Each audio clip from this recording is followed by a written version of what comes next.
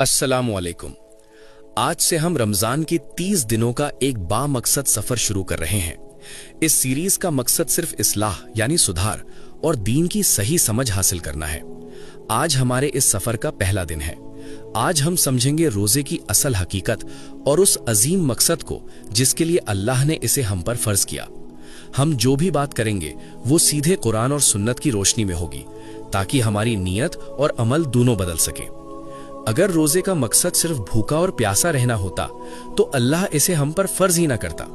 हकीकत तो यह है कि रोजा सिर्फ पेट का नहीं बल्कि हमारी रूह यानी सोल का रिचार्ज है। अल्लाह ने कुरान में साफ फरमाया है कि रोजा तुम पर इसलिए लिखा गया ताकि तुम मुत्तकी बन सको। अब सवाल यह है कि मुत्तकी यानी परहेजगार कैसे बने और रोजे से ये कैसे हासिल होता है। इसे बहुत आसान लफ्जों में समझिए। आमतौर पर हम खाना खाते हैं, पानी पीते हैं, ये सब हलाल है, लेकिन रोजे की हालत में अल्लाह के हुक्म पर हम इस हलाल खाने और पानी को भी छोड़ देते हैं। यहाँ एक बहुत गहरी लॉजिक है।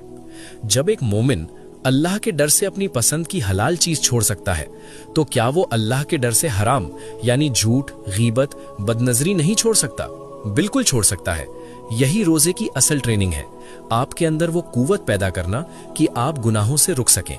लेकिन अफसोस, आज हमारा रोजा सिर्फ सहरी और इफ्तार तक सिमट गया है।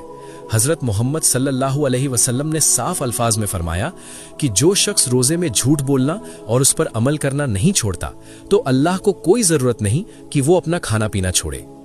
याद रखिए, रमजान वो मुकद्दस महीना है जिसमें कुरान करीम नाजिल हुआ। ये कुरान की सालगिरह का महीना है, तो इस महीने का हक ये है कि हम भूखे रहने के साथ साथ अपनी जबान, अपनी आंखें और अपने कानों का भी रोजा रखें। तो आज पहले रोजे पर खुद से ये वादा करें कि इस बार हमारा रोजा सिर्फ रस्म नहीं बल्कि हकीकत होगा। हम सिर्फ खाने से नहीं रुकेंगे बल्कि हर उस काम से रुकेंगे जो हमारे रब को नापसंद है।